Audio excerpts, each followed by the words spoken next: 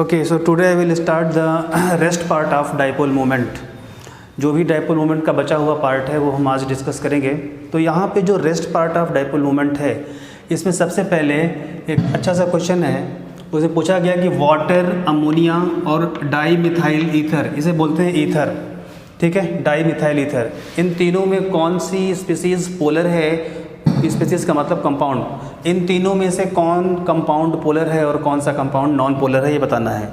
तो यहाँ तक कि हमें पता है कि पोलर की बात करते हैं तो पोलर मॉलिक्यूल्स या पोलर कंपाउंड ऐसे कंपाउंड होते हैं जिनका डाइपोल मोमेंट नॉन जीरो होता है। तो अगर डाइपोल मोमेंट नॉन जीरो है तो वो पोलर होगा, और डाइपोल मोमेंट अगर ज़ीरो हो गया तो वो कैसा होगा? डाइपोल मोमेंट जीरो हो गया तो वो कैसा होगा? नॉन पोलर, और नॉन जीरो होगा तो पोलर होगा। सॉरी फॉर मिस्टेक, ठीक है। तो अब यहाँ पे हम डिस्कस करने जा रहे हैं कि इन तीनों में, ये तीन हमारे पास हैं बेटा, इन तीनों में कौन सा पोलर है और कौन सा नॉन पोलर है। तो वाटर का स्ट्रक्चर हमने बनाया, दिस इज़ H2O, यहाँ से हम ऑक्सीजन यहाँ पर H ला करके जोड़ देंगे, और ये हमारे लोन पेयर हैं, these are the lone pairs, okay. तो ये ज़रा गौर से देखो, देख के बताओ, ऑक्सीजन और ये हाइड्रोजन है, तो ऑक्सीजन की इलेक्ट्रोनेगेटिविटी ज़्यादा, तो एक म्यू ऊपर की ओर होगा, होगा कि नहीं होगा? होगा। वैसे ही यहाँ पर भी एक म्यू ऊपर की ओर होगा, ठीक। यहाँ पे ऑक्सीजन, ये लोन पेयर, तो एटम और लोन पेयर में लोन पेयर की डायरेक्शन में जाता है म्यू, तो यहाँ पर म्यू ऐसे होगा, ये म्यू डैश, और यहाँ पे म्यू डैश कैसा होगा? ऐसा होगा। म्यू डैश इसलिए बोल दिया कि म्यू डैश ऑक्सीजन और लोन पेयर के बीच में लग रहा है, और म्यू इसलिए बोला ये एटम और एटम के बीच में लग रहा है। तो ज़रा गौर से देखो, देख के बताओ, ये वाला म्यू डैश, ये म्यू डैश, इसका रिजल्टेंट कुछ ना कुछ ऐसे आएगा, और ये म्यू और ये म्यू, इसका भी रिजल्टेंट ऐसे आएगा। तो क्या कुछ ऐसा आप कर सकते हैं कि इसका म्यू नेट जीरो हो जाए? नहीं। तो यहाँ पर नेट डाइपोल मोमेंट की वैल्यू कभी जीरो नहीं हो सकती है, और अगर जीरो नहीं होगी तो ये कैसा होगा? पोलर, ठीक है। वैसे ही अमोनिया है हमारे पास, नाइट्रोजन, ये हाइड्रोजन, ये हाइड्रोजन, ये हाइड्रोजन, और ये एक लोन पेयर, एक म्यू डैश, इसको मान लिया म्यू डैश, ठीक है, ऊपर की ओर है, ये म्यू इस डायरेक्शन में है, ये म्यू इस डायरेक्शन में है, ये म्यू इस डायरेक्शन में है। तो इन तीनों म्यू का रिजल्टेंट भी ऊपर की ओर होगा, और म्यू डैश ऊपर की ओर है, तो यहाँ पर भी आपका म्यू नेट किसी भी प्रकार से जीरो नहीं हो रहा है। तो अमोनिया भी कैसा हो गया? पोलर कि नॉन पोलर? पोलर हो गया। और उसके बाद हम लोग जो बात करते हैं वो है डाई मिथाइल ईथर की। तो यहाँ पे ये oxygen, this is methyl group and this is methyl group, ये हमारे पास लोन पेयर है, और यहाँ पर भी लोन पेयर दो होंगे। तो ये this is the lone pair, this is the lone pair, तो एक म्यू इधर हो गया, म्यू डैश, एक म्यू डैश इधर हो गया, और एक म्यू इधर हो जाएगा, और दूसरा म्यू इधर हो जाएगा। तो इन सभी का म्यू नेट क्या जीरो हो सकता है? नहीं हो सकता है। तो म्यू नेट अगर जीरो नहीं है तो दिया गया कंपाउंड पोलर है। नॉर्मली बच्चा ये पढ़ता है कि ऑर्गेनिक कंपाउंड या ऑर्गेनिक केमिस्ट्री के जितने कंपाउंड होते हैं वो सारे के सारे नॉन पोलर होते हैं, लेकिन यहाँ पे साफ साफ दिख रहा है डाई मिथाइल ईथर ये एक ऑर्गेनिक कंपाउंड है, उसके बावजूद भी इसका म्यू नेट क्या है? नॉन जीरो और पोलर है, ठीक है। तो पोलैरिटी और नॉन पोलैरिटी हम यहाँ से चेक करते हैं। तो दिए गए तीनों कंपाउंड में सारे के सारे कंपाउंड क्या हैं? पोलर हैं। पोलर कंपाउंड होने का मतलब कि उनका म्यू नेट नॉन जीरो है। म्यू नेट क्या है बच्चों? नॉन जीरो है। इंपॉर्टेंट है प्लीज़। अगर आज नहीं पढ़ोगे तो फिर ड्रॉप करके पढ़ना पड़ेगा, लेकिन पढ़ना पड़ेगा अगर डॉक्टर बनना है तो, ठीक है। इसके अलावा कोई और रास्ता नहीं है।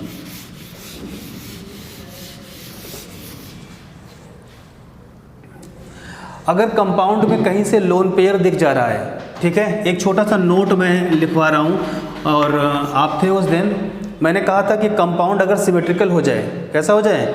सिमेट्रिकल हो जाए, और कंपाउंड में लोन पेयर ना हो तो वो कंपाउंड कैसा होगा? Non polar. लेकिन अगर कंपाउंड में लोन पेयर मिल जाए तो वो कंपाउंड कैसा होगा? पोलर। तो यहाँ पे देखिएगा, इंपॉर्टेंट है please, if any compound have lone pair, देखिए मैं दिखाऊंगा, कंपाउंड भी दिखाऊंगा, if any compound have lone pair अगर किसी कंपाउंड के पास लोन पेयर हैं बच्चों, if any compound had lone pair then it is polar. तो आप बिना किसी प्रकार की बात किए हुए बोल दीजिए कि वो कंपाउंड कैसा होगा, पोलर। जैसे हमारे पास इसी पॉइंट का एक्सेप्शन है, सॉरी एक्सेप्शन नहीं है, इसी पॉइंट का एक फॉलोअर पॉइंट्स है SO2। अगर SO2 को देखेंगे तो सल्फर डबल बॉन्ड ऑक्सीजन और ये हो जाएगा हमारे पास क्या, लोन पेयर, ये हो जाएगा लोन पेयर। और जैसे ही लोन पेयर देखा तुरंत आंख बंद करके बोल दिया कि इसका म्यू नेट जो है वो नॉन जीरो होगा, यानी दिया गया कंपाउंड कैसा होगा, पोलर। तो आपने क्या देखा, 98% केसेस में ये कॉन्सेप्ट आपका साथ देगा। 2% केसेज ऐसे हैं जो एक्सेप्शन वाले हैं, ठीक है। तो मेजॉरिटी ऑफ द केसेस में जैसे ही आप पोलर कंपाउंड को आइडेंटिफाई करने जा रहे हो, वहाँ पे क्या देख लो, लोन पेयर। अगर लोन पेयर मिल जा रहे हैं तो वो कंपाउंड कैसा होगा, पोलर। लेकिन इसके भी एक्सेप्शन हैं, मैं दिखाता हूँ आपको। ये पॉइंट लिखा, इस पॉइंट का एक्सेप्शन है, मैं दिखा रहा हूँ।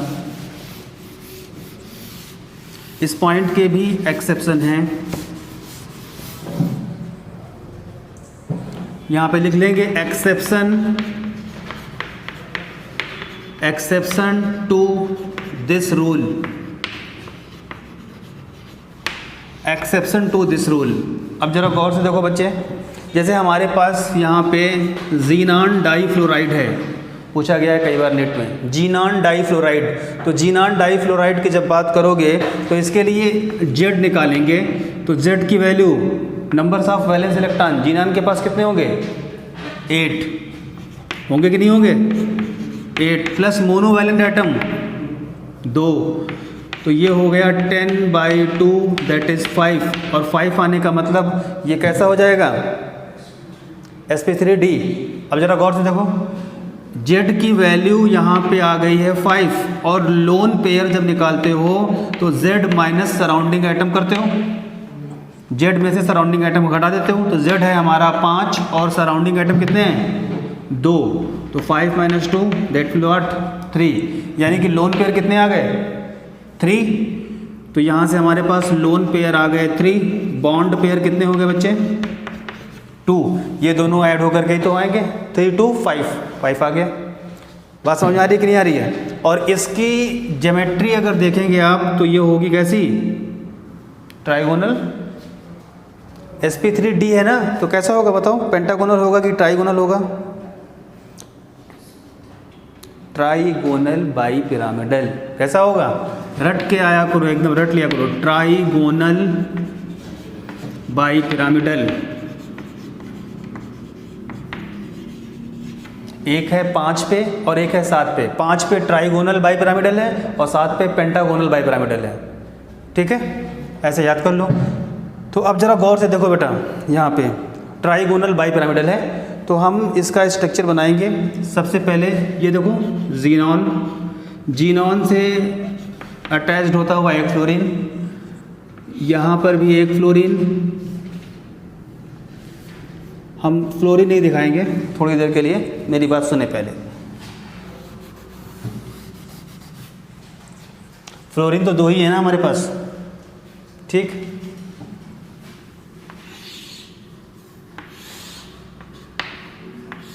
ये देखो, ये जीनॉन, इधर देखो बच्चे, ये जीनॉन, ये लोन पेयर।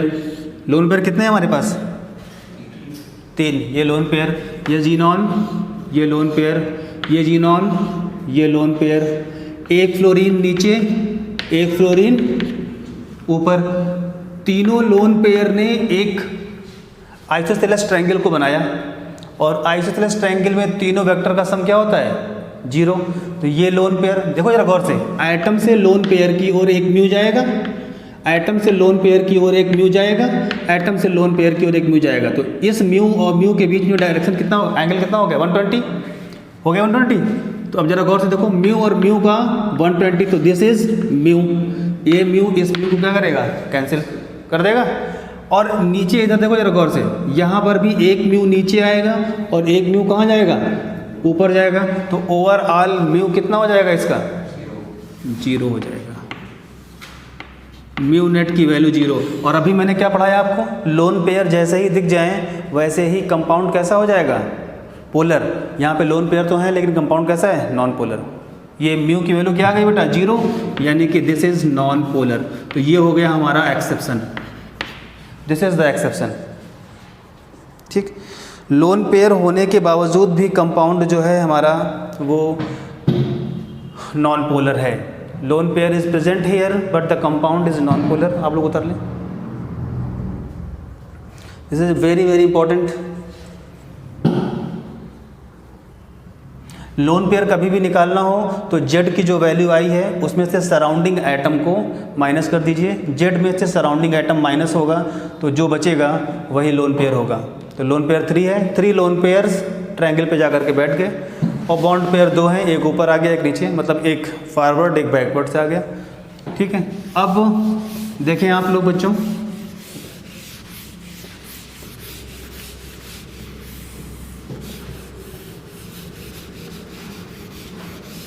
तो मतलब जहाँ भी लोन पेयर दिख जाए तुरंत ये मत बोलना कि हाँ वो क्या होगा, पोलर। थोड़ा चेक भी कर लेना। XeF2 एक और है हमारे पास कंपाउंड इन्हीं का, XeF4। तो यहाँ पे ये भाई साहब XeF4 है, तो Z निकाला तो Z 1/2। जीनान के पास कितने हैं इलेक्ट्रॉन, 8। फ्लोरीन कितना है बेटा, मोनोवैलेंट 4, तो 12/2 6 आ गया 6। तो यहाँ से लोन पेयर अगर आप निकालेंगे तो लोन पेयर इक्वल टू 6 - 4 2 आ जाएंगे। ठीक है, तो लोन पेयर के नंबर 2 आ गए। तो बॉन्ड पेयर कितने होंगे, 4 होंगे। ठीक, तो अब जरा गौर से देखो, यहाँ पे जैसे ही ये 6 आता है वैसे ही आपके दिमाग में एक बात आती होगी, दिस इज ऑक्टाहेड्रल। इसका स्ट्रक्चर होगा ऑक्टाहेड्रल, यानी कि ये जीनॉन है और जीनॉन से लगा हुआ ये एक फ्लोरीन, जीनॉन से लगा हुआ ये एक फ्लोरीन, जीनॉन से लगा हुआ ये एक फ्लोरीन, जीनॉन से लगा हुआ ये एक फ्लोरीन। इन्होंने क्या बना दिया, स्क्वायर लाइक बना दिया। ठीक है, और एक फ्लोरीन ऊपर से होता, लेकिन फ्लोरीन की जगह यहाँ पे क्या है, लोन पेयर 2 हैं। तो एक लोन पेयर ऊपर से, एक लोन पेयर पीछे से।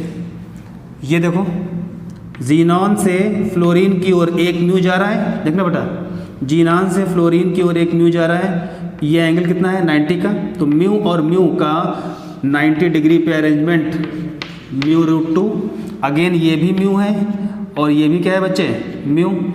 तो ये 90 पे अरेंजमेंट यहाँ पर भी क्या हो गया, μ√2। μ√2 ने μ√2 को कैंसिल कर दिया। ठीक, एटम से लोन पेयर की ओर डायरेक्शन होती है म्यू की, इसे म्यू डैश माना, और इसे भी क्या मान लिया, म्यू डैश, क्योंकि जीनान और लोन पेयर यहाँ भी है, जीनान लोन पेयर यहाँ भी है, इसने इसको कैंसिल कर दिया। तो टोटल म्यू नेट इस स्पीसीज का कितना पाओगे, 0। तो टोटल म्यू 0 आ गया। तो कंपाउंड कैसा होगा, नॉन पोलर। लेकिन जो बच्चा ऊपर ऊपर पढ़ के गया होगा वो बोलेगा लोन पेयर दिख गया, कंपाउंड कैसा होगा, पोलर। गलत हो जाएगा। लोन पेयर होने के बावजूद भी, लोन पेयर होने के बावजूद भी कंपाउंड कैसा हो सकता है, नॉन पोलर। ठीक है, तो ये था लोन पेयर का प्रॉब्लम था एक।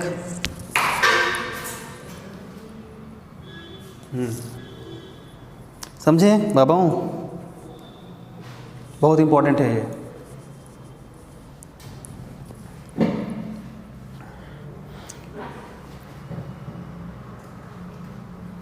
क्या हटाऊं मैं,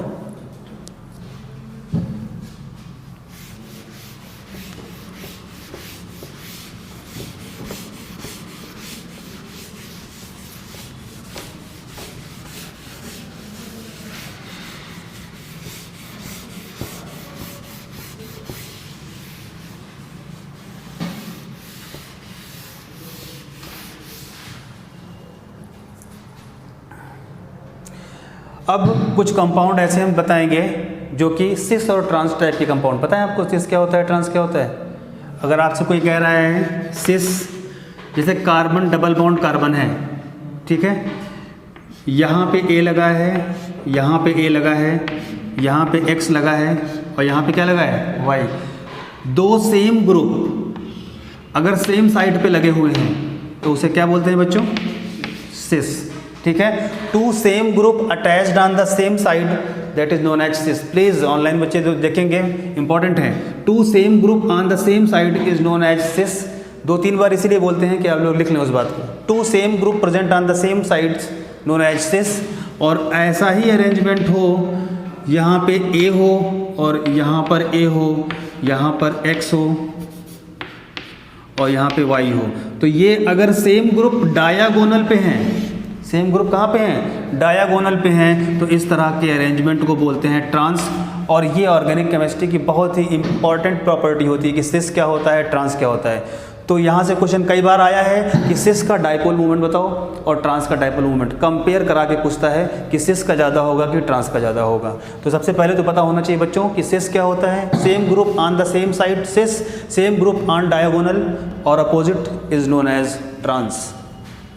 same group on diagonal is known as trans.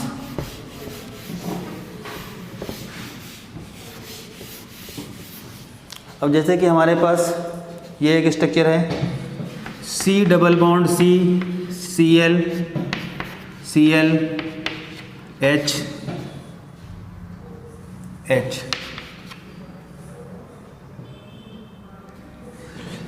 Then C double bond C, Cl, Cl, H, H। तो अब यहाँ ज़रा गौर से देखो और देख करके बताओ मुझे कि यहाँ पे ये क्लोरीन है और ये भी क्लोरीन है, सेम ग्रुप अपोजिट साइड, तो ये क्या होगा? ट्रांस। पहले तो ये पता ही होना चाहिए, same group on same side cis. अब यहाँ पे आपसे बोलेगा कि बताओ ट्रांस और सिस के डायपोल मूवमेंट में क्या रिलेशन है। रिलेशन का मतलब कौन सा ज़्यादा है कौन सा कम है, पता नहीं कितनी बार क्वेश्चन आया है। तो डायपोल मूवमेंट सिस का ज़्यादा है या ट्रांस का ज़्यादा है? जरा गौर से देखो बेटा, क्लोरीन कार्बन से ज़्यादा इलेक्ट्रोनेगेटिव है, तो ये इलेक्ट्रॉन को इधर की ओर ले जाएगी, तो ये हो गया इसका डायपोल मूवमेंट का डायरेक्शन। ये क्लोरीन इस कार्बन के इलेक्ट्रॉन को इधर ले आएगी, तो ये हो गया इसके डायपोल मूवमेंट का डायरेक्शन। हाइड्रोजन का डायपोल मूवमेंट हम लोग मेजर नहीं करते हैं, बात समझ में आ रही है? C डबल बॉन्ड C, इस कार्बन का हाइब्रिडाइजेशन क्या होगा? sp2, ये भी क्या होगा? sp2। sp2 होता है ट्राइगोनल प्लेनर, यानी कि ये दोनों कार्बन इसी प्लेन में है, एक Cl ऊपर की ओर जा रहा है उधर और एक Cl इधर आ रहा है। तो ये दोनों वेक्टर अगर हम बनाएंगे तो लुक लाइक दिस, ये एक म्यू उधर जा रहा है और एक म्यू इधर आ रहा है बेटे, ठीक है? तो इस पॉइंट पे नेट म्यू कितना होगा? वेरी गुड, इस पॉइंट पे नेट म्यू 0 हो जाएगा, यानी कि म्यू ऑफ ट्रांस फैक्टर और ट्रांस स्पीसीज, ट्रांस का म्यू 0 होगा।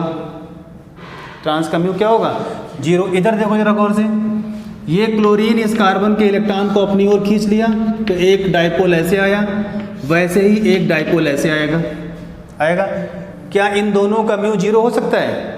नहीं होगा। तो यहाँ पर mu of cis is non zero, ठीक है? तो छोटी छोटी जगहों पे कुछ टीचर भी लिखवा देते हैं कि dipole movement of cis is more than trans, but not always, कुछ एक्सेप्शन भी हैं। तो ये पॉइंट लिखा जाए, dipole movement of cis compound, dipole movement of cis compound, dipole movement of cis compound is always more than, sorry always काट देना, is more than mu of trans, except few cases. Important है, except को black line कर देना, accept few cases. तो क्या बच्चों आप लोगों ने इसे उतार लिया? वेरी गुड, बहुत अच्छे प्यारे बच्चे। देखो यहाँ, तो ये हो गया हमारा। नॉर्मली अगर कोई आपको फंसाना नहीं चाह रहा है, किसी के दिल में कुछ वैसी बात नहीं है, तो नॉर्मली सिस का ही ज़्यादा होता है 98% केसेज में, लेकिन 2% में ट्रांस बाजी मार ले जाता है कभी कभी। वो मैं कराऊंगा एक केस आपको, वो एक केस कराऊंगा।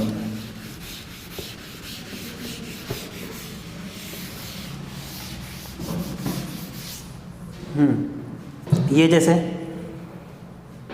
इसको देखेंगे बच्चे आप लोग, कार्बन डबल बॉन्ड कार्बन, यहाँ देखना बहुत अच्छा केस है ये, आप लोगों को कई कॉन्सेप्ट दे करके जाएगा ये।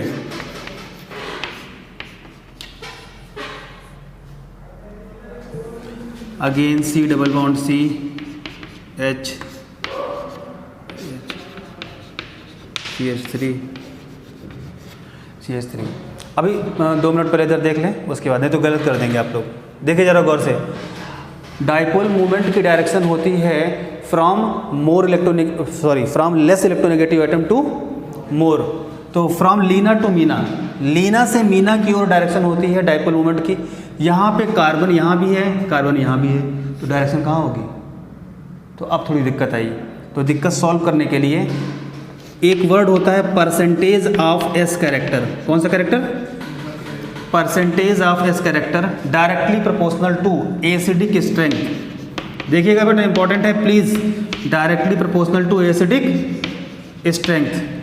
यहाँ पे एस कैरेक्टर का परसेंटेज, ये वाला कार्बन जो है sp2 है, कैसा है? sp2 है। sp2 में s का परसेंटेज कैसे निकालोगे? टोटल S1 है, टोटल 2 और 1 300, तो ये कितना आ जाएगा? 33.33। लेकिन इस कार्बन को देखोगे जब, तो CH3, तो ये कार्बन H3 तो ऐसे हो गया और एक ये हो गया, तो टोटल स्टेरिक नंबर कितने हो गए इसके? 4। तो ये वाला कार्बन sp3 है, ये वाला कार्बन sp3 है। तो sp3 कार्बन में अगर परसेंटेज ऑफ s कैरेक्टर निकाला तो टोटल s 1 है, आउट ऑफ 3 और 1 4 में इंटू 100, तो ये कितना आ गया बच्चे? 25%। तो यहाँ पे ये भी कार्बन है, ये भी कार्बन है, लेकिन ये वाला कार्बन डबली बॉन्डेड है, और डबली बॉन्डेड कार्बन हमेशा sp2 होता है, और ये वाला सिंगली बॉन्डेड कार्बन है, ये sp3 होगा। तो यहाँ पे s कैरेक्टर कम, यहाँ पे s कैरेक्टर ज़्यादा। जहाँ पे s कैरेक्टर ज़्यादा उसका एसिडिक पावर भी ज़्यादा, तो ये वाला इनके इलेक्ट्रॉन को अपनी ओर खींच लेगा ऐसे। दिस इज द म्यू, ठीक है। अब जरा गौर से देखना, ये वाला इनके इलेक्ट्रॉन को अपनी ओर खींच लेगा, दिस इज द म्यू। इसको थोड़ा सा आगे बढ़ाओगे ऐसे, इसको थोड़ा सा आगे बढ़ाओगे ऐसे, ये यहाँ पे काटेंगे, तो ये वाला एंगल कितना है? अगर थीटा कितना है? थीटा, तो इधर की ओर एक म्यू और एक म्यू इधर की ओर, और एंगल थीटा ये, तो थीटा ये भी करस्पॉन्डिंग एंगल, तो म्यू प्लस म्यू, तो ये हो जाएगा 2 म्यू कॉस थीटा बाई 2 हो जाएगा। हो जाएगा, बात समझ आ रही है? ये वाला सिस है कि ट्रांस? सिस है बेटा, सिस है। यहाँ पे देखो, ये इसको इधर खींचेगा म्यू से, ये इसको इधर खींचेगा म्यू से, ठीक। अब एक म्यू ऐसे हो गया और दूसरा म्यू ऐसे हो गया, तो नेट म्यू कितना हो जाएगा? 0।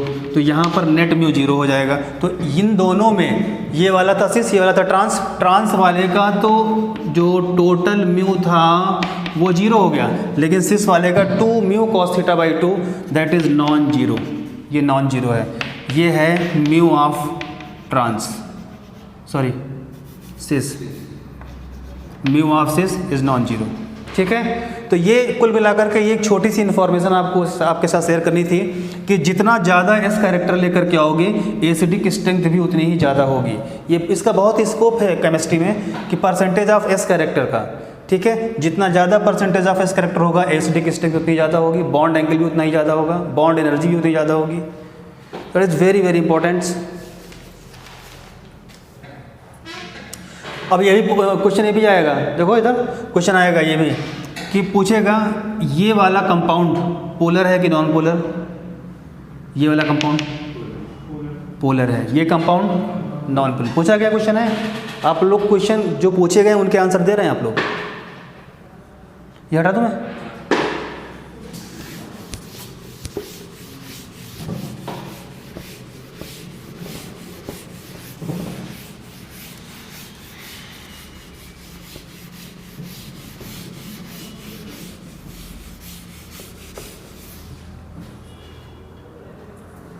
ठीक है। अब एक और केस है, अब एक्सेप्शन देख लो जो इम्पोर्टेंट है, बच्चों को आना चाहिए। एक्सेप्शन मतलब हमेशा नहीं सिस ज़्यादा होगा, ठीक है। ये नहीं कि बोल रहे सर सिस हमेशा ज़्यादा होता है, तो ऐसा सही नहीं है।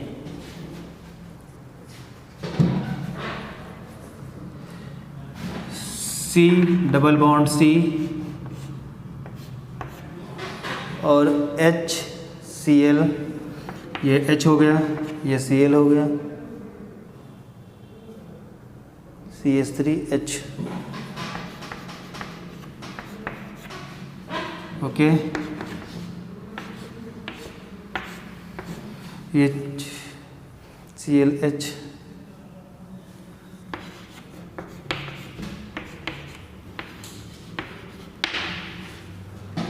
अब देखो जरा गौर से, इन दोनों में सिस कौन सा है?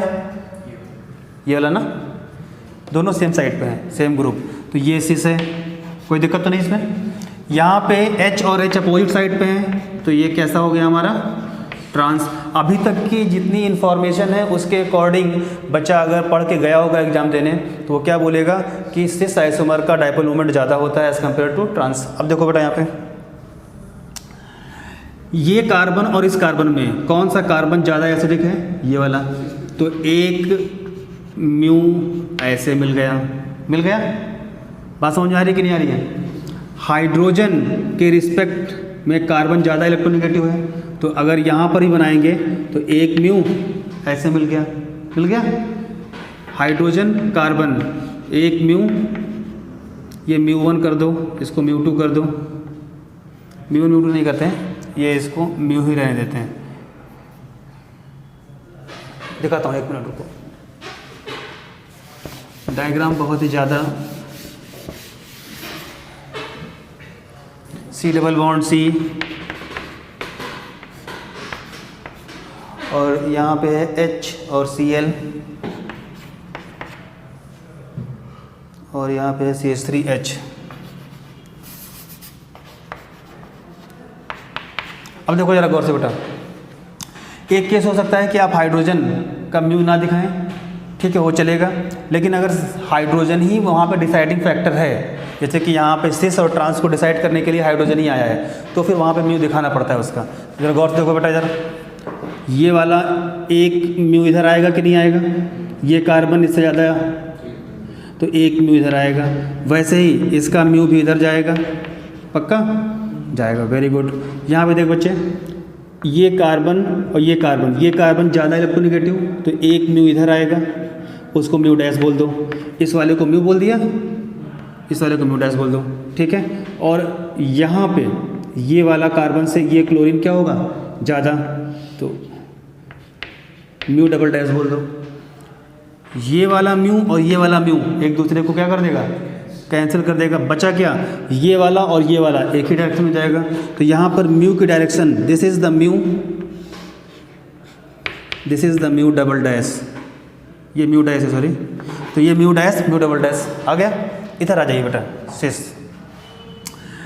ये कार्बन इस कार्बन से ज़्यादा इलेक्ट्रोनेगेटिव, तो ऐसे ले लेगा, ये आया म्यू। अब जरा गौर से देखो और देख करके बताओ, ये वाला कार्बन इस हाइड्रोजन से इलेक्ट्रोनेगेटिव है कि नहीं है?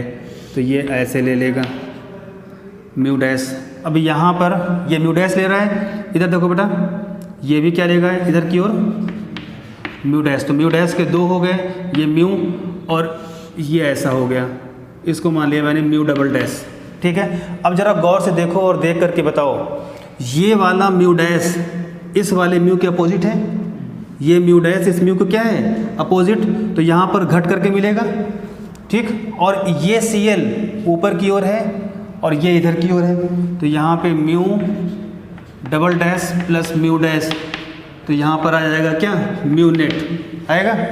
तो यहाँ पे देखो जरा गौर से, इस वाले को देखो और इस वाले को देखो, यहाँ पे आपको क्या मिल रहा है? यहाँ पे एक म्यू डैश ऊपर की ओर है और एक इधर की ओर है और एक पीछे की ओर तो भी तो आएगा। इधर देखो, ये म्यू है और ये क्या है? Mu dash. ये म्यू डैश कम होगा क्योंकि हाइड्रोजन का है, तो CH3 का ज़्यादा होगा, तो एक पीछे की ओर भी आएगा। तो एक म्यू डबल डैश ऊपर, एक म्यू डैश ऊपर, तो ऐसे इधर देखना, ये म्यू डैश और ये mu double dash, this is mu dash, this is mu double dash, ठीक है। और एक इधर की ओर आएगा म्यू। अब जरा गौर से देख करके बताओ, ये वाली वैल्यू ज़्यादा होगी कि ये वाली वैल्यू ज़्यादा होगी? ये वाली, क्योंकि इसके बीच में एंगल कौन सा है? थीटा। इसका कॉस निकालोगे और कॉस की एंगल बढ़ने से वैल्यू घटती है। यहाँ पे एंगल 0 है तो वैल्यू ज़्यादा होगी। तो ये कौन सा आइसोमर है आपका सिस की ट्रांस? ये ट्रांस, तो ट्रांस आइसोमर की वैल्यू ज़्यादा है। इसको उतार लो प्लीज़, इंपॉर्टेंट है ये, ठीक है। बहुत दिक्कत करता है ये, बच्चे भूल जाते हैं तुरंत इसको।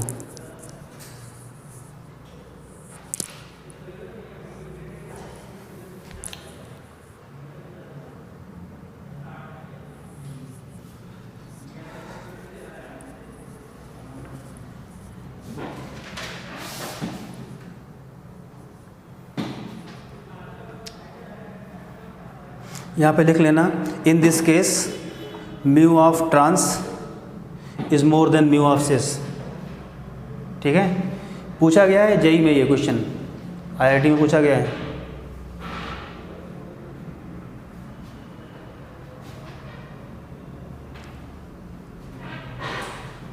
हो गया, लिख लेना, in this case mu of trans is more than mu of cis. और अगर समझ में आ गया आपको तो बहुत अच्छी बात है, मेरे लिए बहुत ही ज़्यादा ये उसकी बात है कि ये समझ में आ गया आपको। बस एक छोटा सा क्वेश्चन करें, उसके बाद आप लोग जो है आराम करें। छोटा सा क्वेश्चन है एक,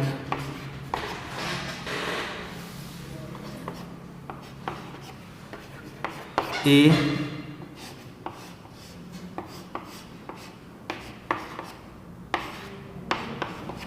बी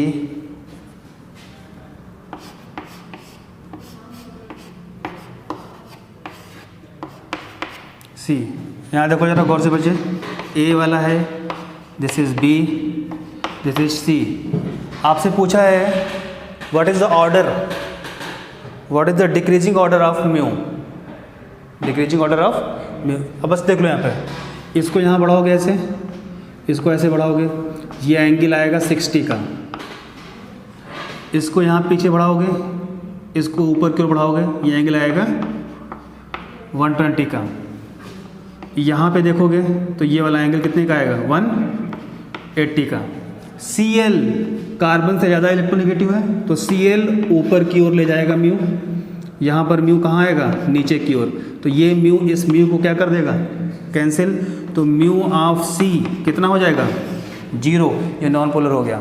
यहाँ देखो बेटा, इन दोनों के बीच में एंगल 60 है, तो इसका रिजल्टेंट जो होगा 2 म्यू कॉस 60/2, कॉस 60/2, ठीक है। और इसका रिजल्टेंट कितना होगा बेटा, 2 म्यू कॉस 120/2।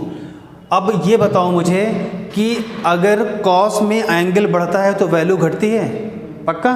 तो कॉस में एंगल बढ़ गया, 60 से 120 हो गया, तो वैल्यू घट जाएगी। तो ए और बी में म्यू ए बड़ा होगा कि mu B, mu A, very good, mu A is greater than mu B, और उसके बाद म्यू सी सबसे लीस्ट है। ये आपके वहाँ AIPMT 2009 का क्वेश्चन है, ठीक है। तो इस तरह से ये हुआ। इसमें अभी भी कुछ पार्ट बचा हुआ है, मैं छोड़ के नहीं जाऊँगा, पूरा पढ़ाऊँगा आपको, लेकिन कल, ठीक है।